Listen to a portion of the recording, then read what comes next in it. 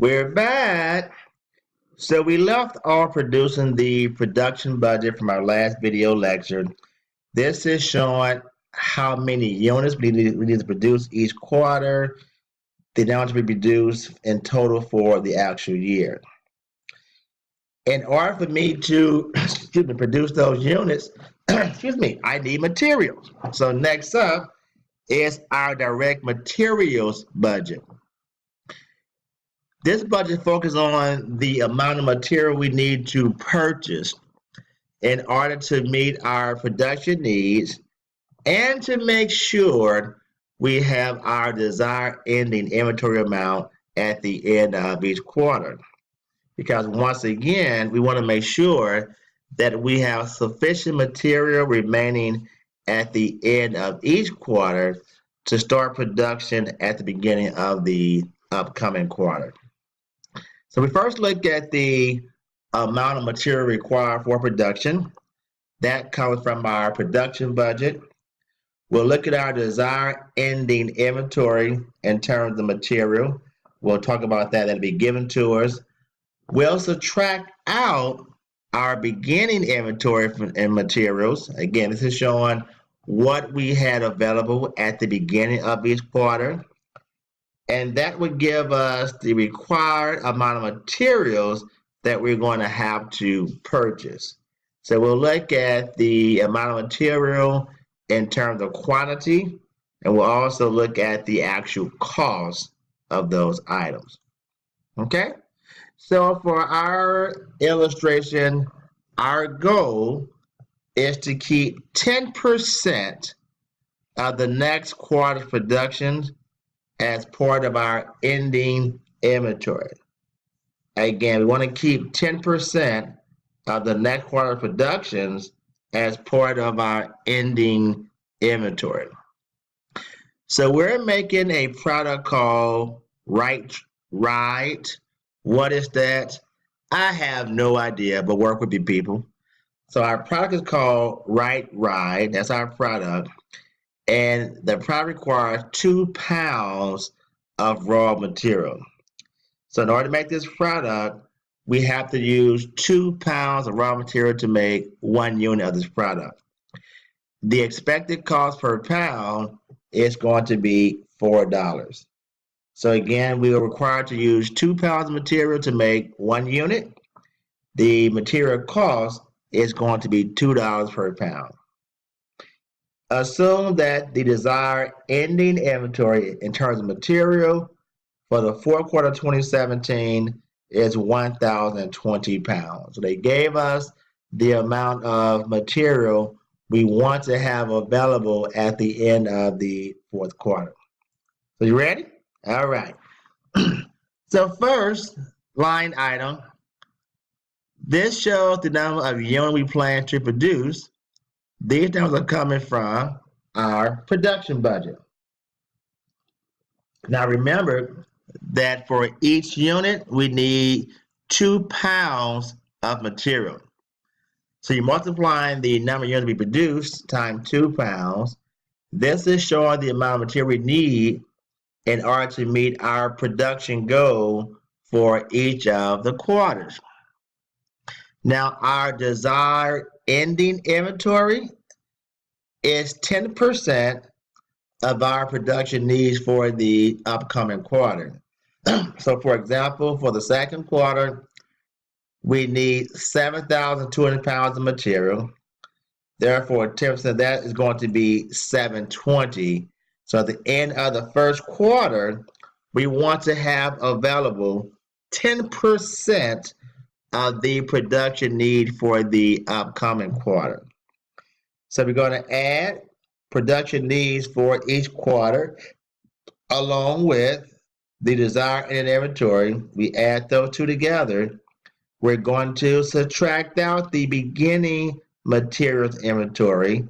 So again, remember that the end inventory for the previous quarter would have been 10% of this amount here. So that means we had that amount available at the beginning of the quarter. You subtract what's required from what we have available already, to get the number of pounds of material that we need to purchase. Our cost per pound is going to be $4.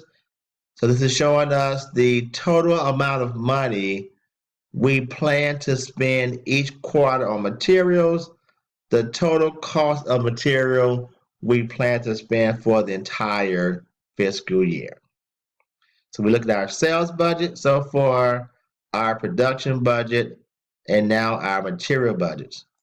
What's next? You guessed it, direct labor budget. We're saying how many hours is required in order to meet our production needs. So we'll now focus on our production budget to see how many units we plan to produce each quarter, and we'll determine the number of hours required for that production and what's going to be our cost of labor. So we look at the units to be produced, again, coming from our production budget. How much time is required to produce each unit? We'll look at that. What's going to be our labor cost on a per hour basis? And when you multiply that all together, that'll give us our total direct labor cost to be shown on our direct labor budget. So here we go. To produce one unit, excuse me, it requires 2 hours of labor. Again, in order to produce one unit requires 2 hours of labor. The hourly rate is going to be $10 per hour. Hey, don't get mad at me. I didn't set the rate. I'm just a messenger. So again, it takes 2 hours to produce one unit. The hourly rate of pay is going to be $10 per hour. So the number of units we produce is coming from our production budget. Each unit requires 2 hours of labor time. This shows how many hours, labor hours, we anticipate each quarter in order to meet our production needs. This is showing the hourly rate of pay. So this is the total direct labor cost we anticipate each quarter, and this shows the total direct labor cost we anticipate for the fiscal year. Okay, so now we have material budget, our labor budget. So what's next? You got it. It's going to be your overhead budget. So the overhead budget, we're focused on our overhead costs. And the overhead budget, we base upon some type of factor. So let's see what factor we're going to focus on here. On the overhead budget, we're going to separate our fixed costs from our variable overhead costs.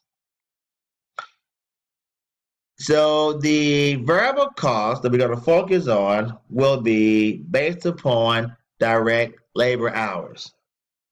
So we're going to assign overhead costs based upon direct labor hours each period. Here are the rates. For the indirect materials, the rate is going to be $1 per direct labor hour.